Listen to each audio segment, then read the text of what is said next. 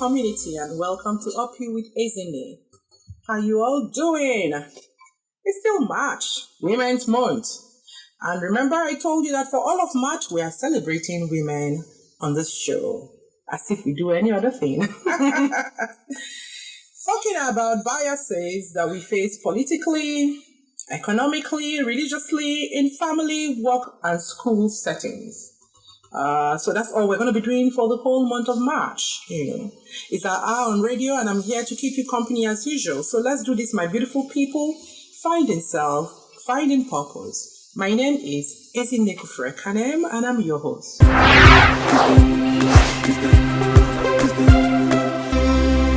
We kicked off a series on women break the biases 2 weeks ago with Dr. Jopia Gupa, who taught us that women need to put their houses in order and forge a common front in this agitation for gender equality. And she's very correct, because a house divided cannot stand. Women, if we want to win this cause, and any other cause for that matter, we need to be united in purpose, focus, and execution. Today we'll be looking at our theme for this year's IWD from a different angle. An angle I've dubbed the sustainability angle, the sustainability agenda. Break the bias for gender equality for a sustainable tomorrow. So, what is sustainability? The original semantic meaning of sustainability and to sustain refers to the ability to continue over a long period of time. Today, we're going to be discussing women's ability to sustain this agitation for gender equality over a long period of time. To drum only on March 8 annually and go back to status quo is not going to deliver the results that we seek. So what is the sustainability plan? Is there a roadmap from where we are to where we want to go to? Is it articulated and clear to all? Have all women embraced it? Are they passionate about it? Do they have the resources to see this to the end? Are the women resilient and resolute? We can't keep blowing hot and cold all over the place in our little clusters. We need to become inclusive while we drum louder every day. Our guest today is a woman passionate about gender equality and good governance. And this evening we'll be exploring her views on gender equality, its sustainability, and what drives her to break biases wherever she sees them. May I remind you, dear listeners, that all episodes of UpyouwithEzinne are now uploaded on our YouTube channel. Please go catch up, take the nuggets you need to run your life and dreams, subscribe and leave us a comment. It will help us to serve you better. Remember, it's all about you. As usual, we're streaming on Instagram at UpyouwithEzinne, on Facebook, WFM 91.7, and at gardenradio.com. Woman, break the biases. 2. Women's participation and leadership are crucial to effect change. It is the only way to ensure a sustainable future. All women on deck. You know the way we say all hands on deck? All women on deck. No one should be left behind, especially the rural woman and the young ladies. Each woman brings something to the table and we must leverage it to sustain the cause. The older women have solutions from their lived experiences, and the young women too have opinions about their world. We must listen, we must act to close ranks amongst women where the gaps exist. Because together, we are every woman.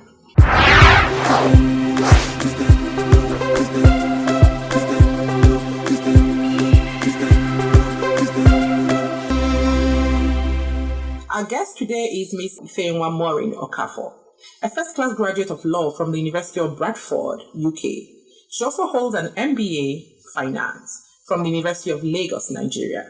She is an alumnus of the Johnson Institute for Responsible Leadership, University of Pittsburgh, Pennsylvania, USA. She's a fellow of the Institute of Chartered Secretaries and Administrators of Nigeria, fellow of the Institute of Chartered Accountants of Nigeria, and a member of the Institute of Directors, Nigeria. A recipient of numerous awards, she was until recently a financial advisor and policymaker for Imo State government. In 2021, she was selected among 15 leading women in Africa to be part of the 2021 cohort of Amujay Leaders, a program of the Ellen Johnson Serif Center. a former Imo State gubernatorial aspirant. She is the Chief Executive Officer of International Packaging Industries PLC and an advisory board member of Learn Factory, an edtech company delivering educational technology solutions for Africa. Ifeyinwa is currently listed by Business Day as one of the 50 most inspiring women in Nigeria. Dear listeners, are you ready? Because my beautiful guest is in the studio. Our very first since we started this program. And ready to do justice on our topic today. Please join me in welcoming our very first in-person special guest on the show today. Good evening, Ify. How are you today? Good evening, Ezinne, Upyu. I'm doing very well. I'm grateful, delighted, and happy to be here. I thank you, WFM. I thank you, Ezinne, Upyu. And I thank you, listeners, for tuning in and sharing this moment with us. I'm so delighted to be here. Okay. That's just the tip of what you guys are going to get. So please get out your notebooks. We'll just give you a few minutes to bring out your notebooks and your pen while we go to the market and come right back.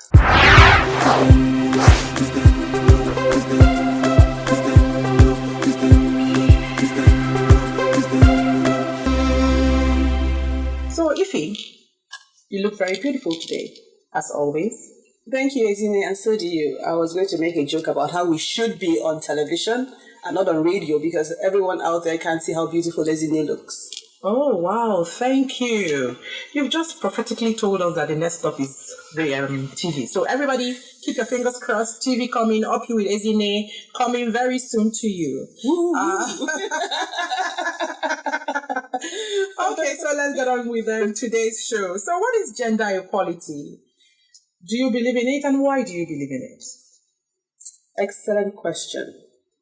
See, gender equality is simply about the sexes, men, women, having equal access to opportunity, being given the opportunity to come to the decision-making table, being there for each other, such that men support women and women support men. So gender equality is necessary, it's essential for us to build a better world. So do I believe in it? I absolutely believe in it. Because you can't have two legs, for instance, and you're running a marathon and you decide to use only one, or you cut off one. If you want to be the best in the marathon and win the prize, you utilize every advantage.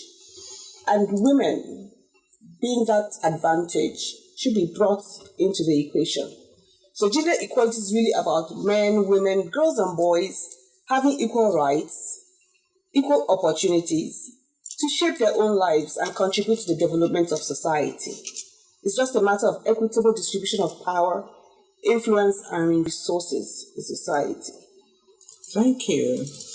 I knew that was how that thing was going to play out. Very, very, very, very academic, very detailed. I hope you guys are taking notes because I'm also taking notes. Let me just quickly open the phone lines because I can imagine that somebody is already thinking what they want to ask. So the phone lines are just getting open right now. And the number to call is 070917917. The number to text is 07031756537. Thank you for the assignment you've given me. I'm still thinking. Women have been agitating even before both of us were born, and for all that length of time, what we have today is what they've been able to achieve. And I'm looking at it and I'm saying to myself, this is still a marathon ahead, So how sustainable do you think that this global agitation by women for gender equality is? And, when you're talking, when you're replying us, please, or replying me, could you drill your answer homewards? Because, we know that Nigeria is patriarchal and it's quite bullish out there. So how sustainable do you think this is? Human beings are a resource. Given the equal opportunity that we desire, we stand a better chance of national development. And that should form our thinking when we think gender equality. Now, specifically to your question, we've been agitating for this for, like you said, long before we were born. I'm reminded of the 1929 Aba women's protest. Yes, right. When the colonial authorities tried to impose tax on the market women during a period of repression. Incidentally, this war began in Owerri, that's my home city. This action sparked off a protest, and the result was not only the suspension of that tax, but the inclusion of women in the native courts. I believe when we don't give up, there will be a collision of time and opportunity, often enhanced by adversity, just like we have now. We must have grit. And when speaking about grit and perseverance, we often use the example of the light bulb. You know, the invention of that light bulb credited to Thomas Edison in 1878, you know. But the work had begun long before that.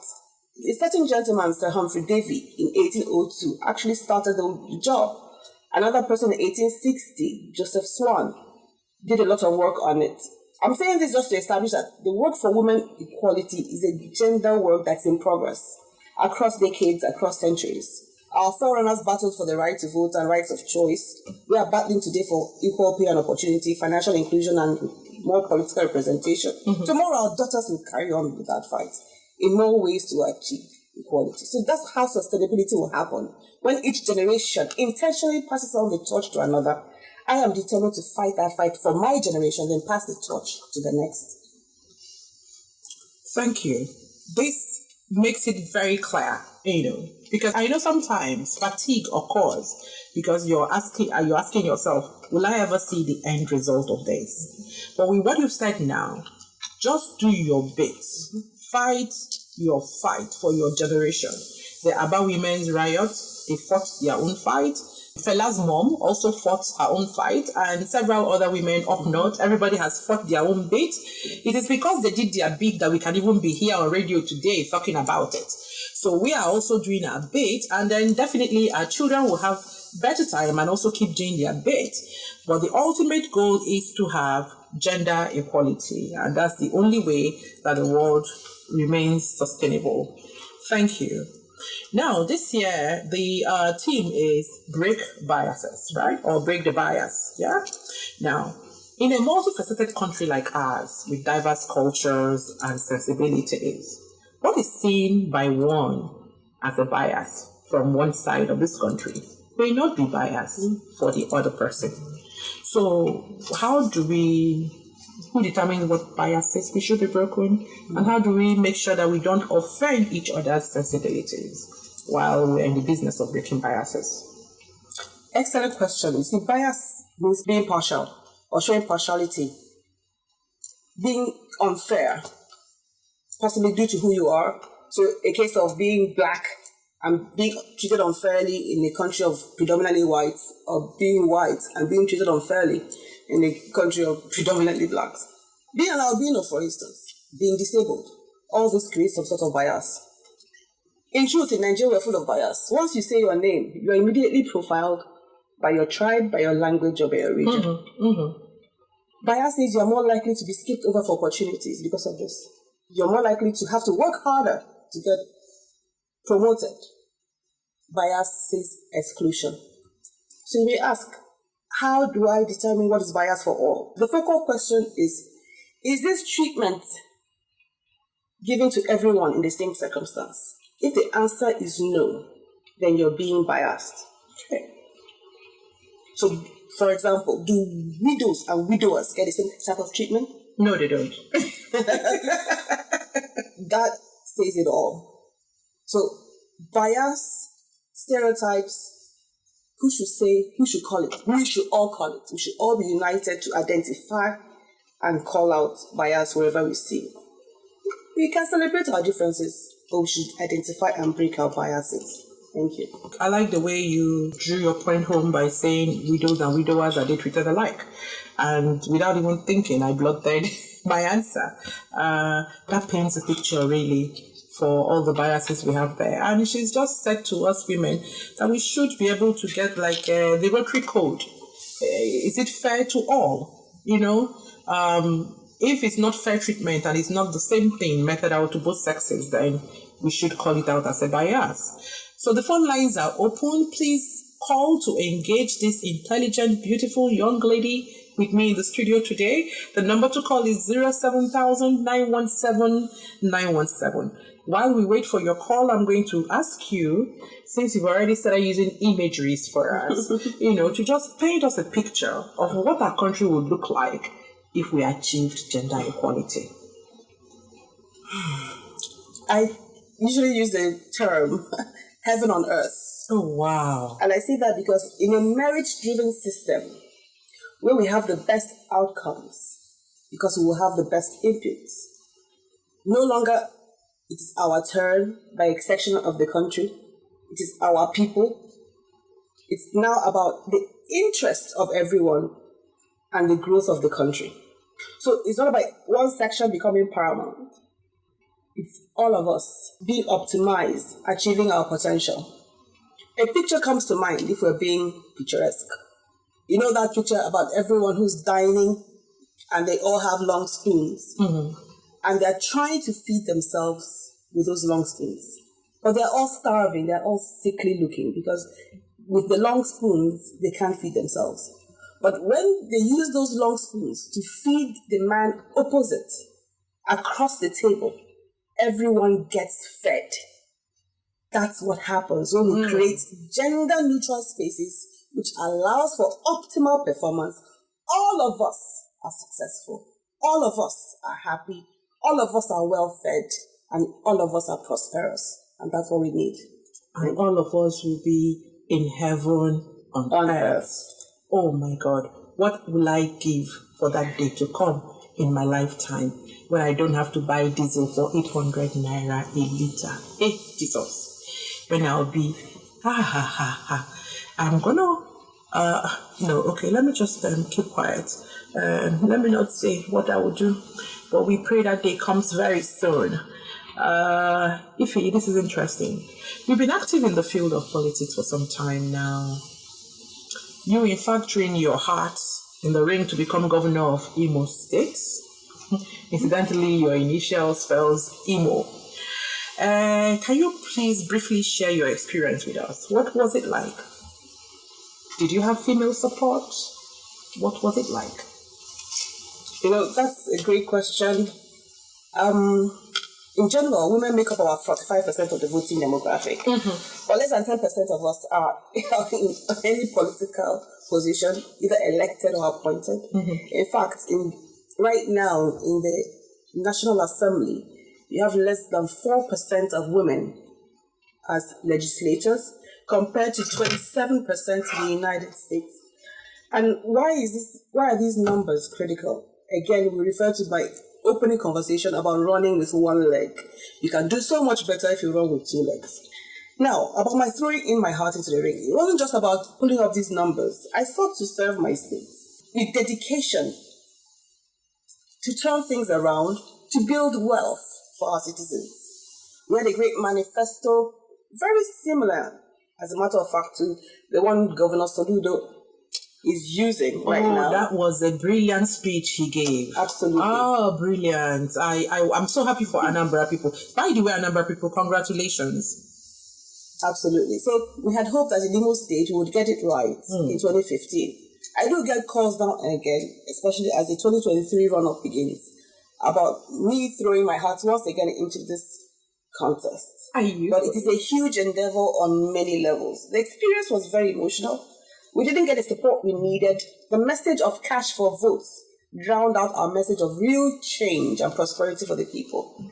I learned great lessons, and some of these lessons have translated by serving the state in several other capacities.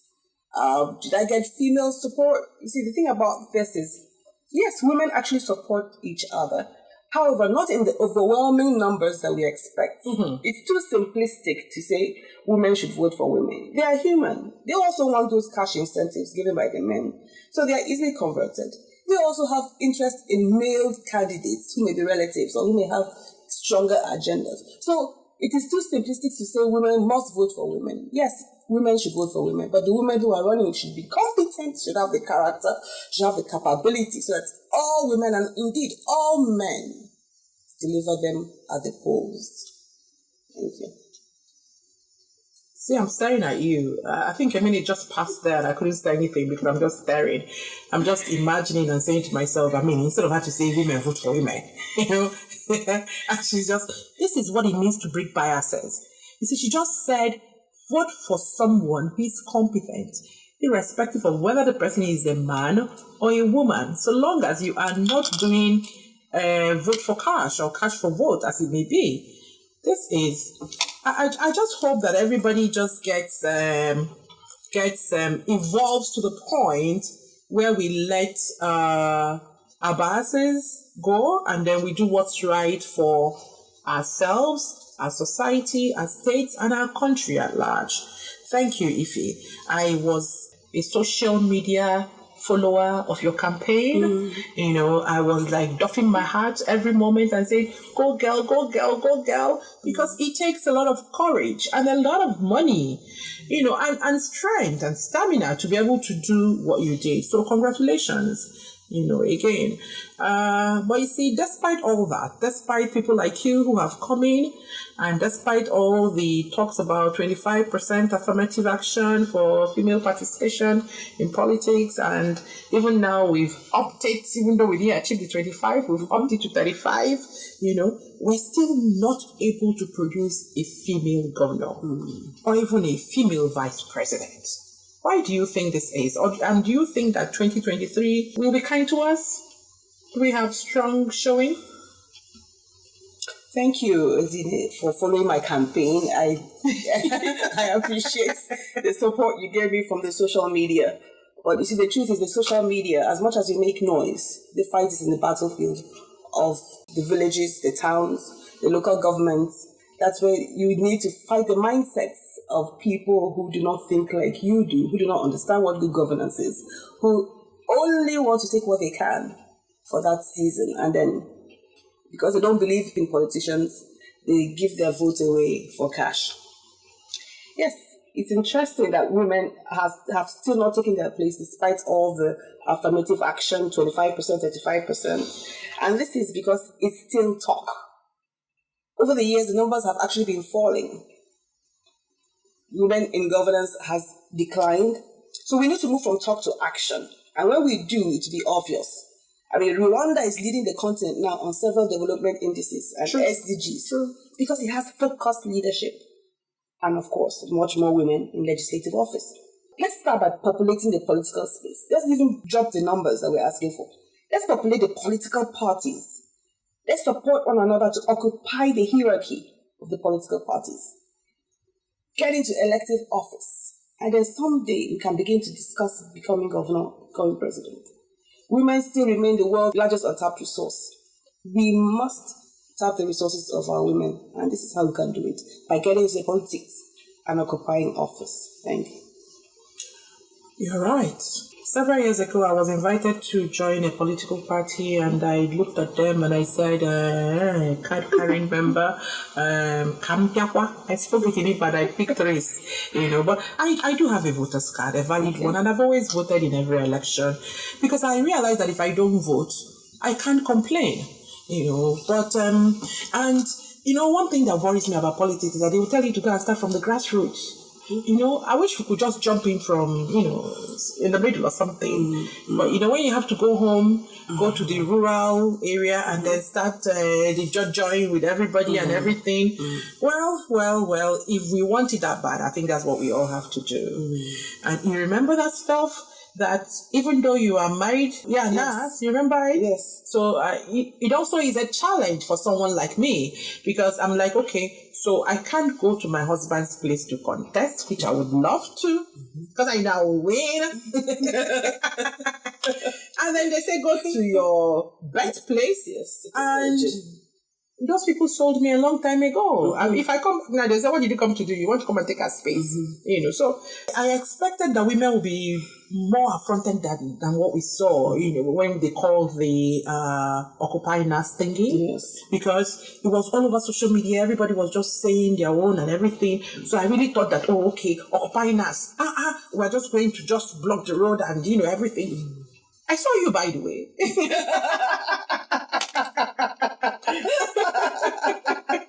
So I went like, Ify? Oh yeah, okay, great.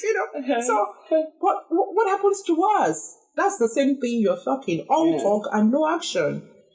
All over social media, people were talking, but come and occupying us. Nobody showed up. Or very few people showed up.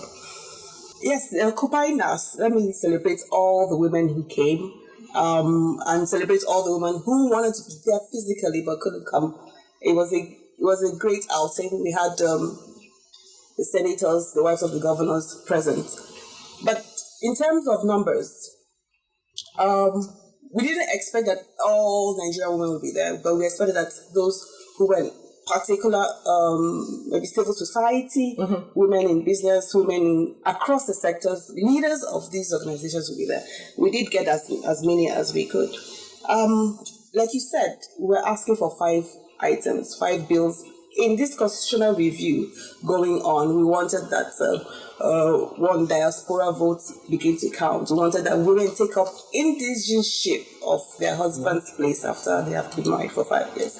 We also wanted that women who are married to foreigners can have the capacity and capabilities for their husbands to become naturalized.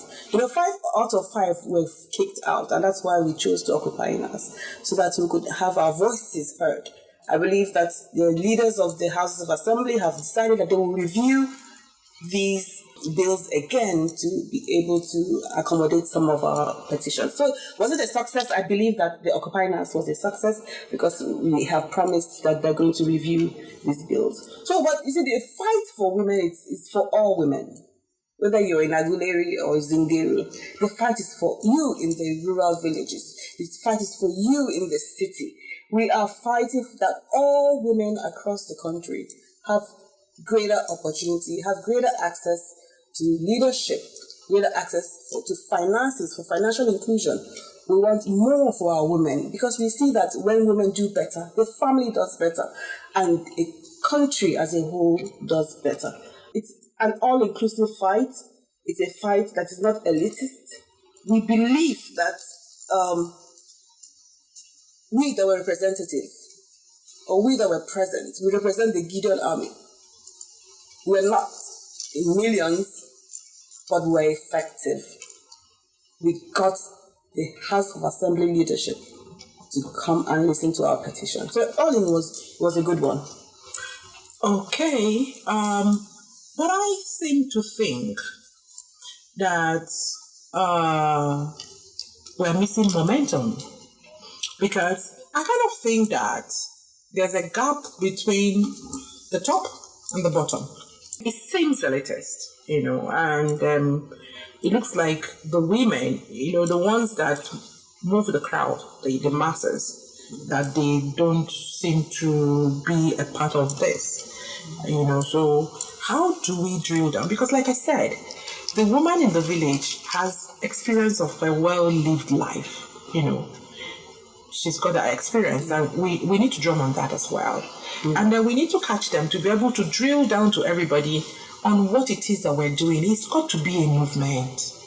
So we need to create awareness. I keep telling people, sometimes when I talk to my staff, I say to them, you're very brilliant.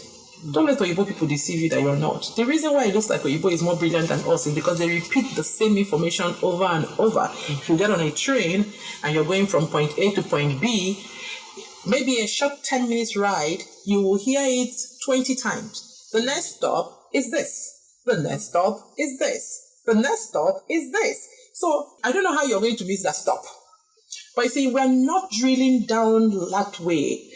Gender equality, what is it? And then we keep having let's not just wait for March 8th. We keep talking. We go with the languages, whatever it is, but we have to make sure that we have everybody on board, so that we can break, all of that. And then for them to stop, there's a lot of distrust. They just think that, people are getting donor monies from donor agencies and lining their pockets and talking up at them and everything. So I don't know how, but I must thank you because you've been consistent, in this agitation. So my next question to you is, by the way, the phone lines are open. The numbers to call is 07917 917 Please let the calls come in. So, when you were talking, you said 5 for 5. You said our demand is, there's a word called lobbying. When you lobby, because, I was listening to one of the women leaders on radio, on TV the other day, and she was saying, we demand, you must give us, and I'm like, these languages are just very strong, when you lobby, because, these people that we're lobbying are our husbands. Some of them are brothers, some of them are cousins, people have relationships with them. And, in speaking the language, I think the language we should use is the language of lobbying. What do you think? Do you think lobbying will help us? Every political system has a lobbying system. Mm-hmm. That is how you get attention for the legislative matters that you want presented. Indeed, we must continue to lobby those we have elected to represent us. We must continue to lobby to ensure that we are heard. Part of being in the protest is about lobbying, and on the extreme side, of course.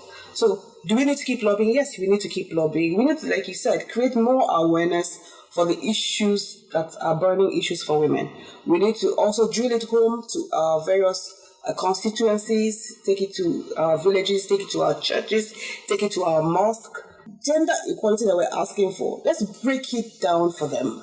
Let everyone, male and female, understand. Even at the National Assembly, I don't think they have fully comprehended the benefits of bringing more women into governance and addressing some of the issues that those constitutional amendments or those bills would have addressed. So there's a lot more education and awareness that the civil society needs to do for all Nigerians to understand the benefits and to tap into the opportunity.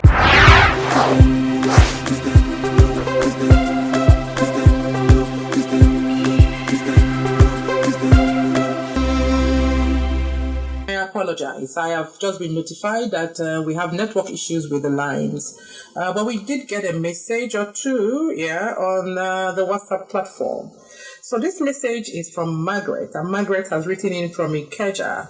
Margaret says a lot of women are still being led by emotions. We all act by our feelings instead of facts. How do we start a movement that creates awareness on why we need data, facts, objectivity, and not emotions, sentiments, intuition in breaking all these biases against us? Thank you, Margaret.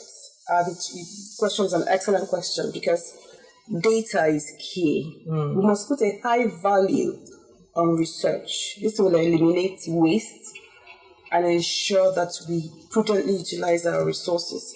There's a movement already in place by Dr. Ukwu, and it's called Fixed Politics. You may want to research and look that up on the internet.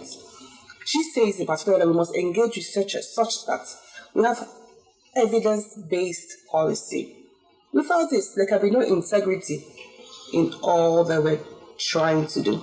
So we can't afford to be emotional. We must be intelligent, we must be intentional. We can't use hunches to make decisions. The world has become a knowledge network. Let's tap into that knowledge network. She often reminds us that Google is there for all of us to use. So let's push forward, not on basis of emotion, but on basis of statistics, facts. Let's lobby like you just spoke about. Let's be intentional in pursuing those who have elected. Let's hold them accountable. That's where the journey will begin. Thank you, Margaret. I hope you heard all that Ifeyinwa said. Let's see, can we accommodate another one? This one is from someone called Okafor. He says, and he's a man. He says, how can you all create awareness beyond March every year? Can you share with us personally the things you do as a person or even in your organization to create awareness about the stereotypes, the differences, the biases against women? Thank you, sir. You must be a he for she. Thank you so much. Thank you, he for she, Wankwo, right? Yes. I agree that this sustainability we spoke about is also about creating that awareness and sustaining that awareness. every day of the year and not just on the 8th of March. On a personal basis, I'm a writer, I'm a speaker, I'm a poet. Yeah, in my personal space, I try to bring awareness not just on issues that affect women, but issues that affect society as a whole. I use my platform on social media to create such awareness. In my organization, I also try to run my organization in such a way that we pride ourselves on excellent performance, from recruitment to retirement. And in every board I serve, I try to ensure that we focus on issues that are inclusive. I try to push the agenda for women inclusion and also extend by extension talent development. So this is what we can do. We are all responsible and we should all take up that responsibility. Wherever we find ourselves, to keep speaking up about gender equality and about how we can develop our country, our nation, Nigeria, as a whole. It's up to us to move this country forward. Thank you, Ife. Can I ask you, because we have actually run out of time, to quickly round up by leaving the Nigerian woman and your listeners with some few words of encouragement as we keep breaking the biases militating against all of us and gender equality. In summarizing this wonderful time I've had with Ezinne, I thought about how I'd close the conversation. And being a poet, I said to myself, I'd like to share from the Ben Okri poem titled Will You Be at the Harvest? And I'll just take a few excerpts from it. And I asked the Nigerian woman, will you be at the harvest among the gatherers of new fruits? Then you must begin today to remake your mental and spiritual world and join the warriors and celebrants of freedom, realizers of great dreams. You can't remake the world without remaking yourself. Each new era begins within. It is an inward event with unsuspected possibilities for inner liberation. We could use it to turn on our inward lights. We could use it to even the dark and negative things positively. We could use the new era to clean our eyes, to see the world differently, to see ourselves more clearly. Only free people can make a free world. Infect the world with your light. Help fulfill the golden prophecies. Press forward the human genius. Our future is greater than our past. This is a Ben Okri poem, and I use it to challenge all Nigerian women. Nigeria's development is resting on our shoulders. Let's step up. Let's get into the arena. Let's use this new era, post-COVID era, to step into the political arena, to step up for leadership in our organizations, and to ensure that we deliver when we are given the opportunity, so that the door for other women will be kept open, and that together we can change the world. Thank you. Oh, wow. I want to clap. That was brilliant. And on that note, I'd like to present you a copy of this book, Up You by Ezinne. Please do read it and let us have your review when you're done. Thank you, Ifeyinwa, for coming on the show today. We are very grateful. I promised my viewers that it was going to be beauty, brains, and bronze, and I believe I delivered. I'm going to put up the poem she read on all our handles, so you can just go there and take that poem and marinate on it and ask yourself the same question that she's raised. Will you be at the harvest? We cannot continue to pay lip service to the status of women in Nigeria. We cannot continue to live in denial of the potentials of women to assist in moving the country forward. We cannot continue to pretend that the men folk do not need help from the women, especially, as it comes to all the touches that we have. No doubt Nigeria needs the strategic and proactive leadership of women to complement that of the men.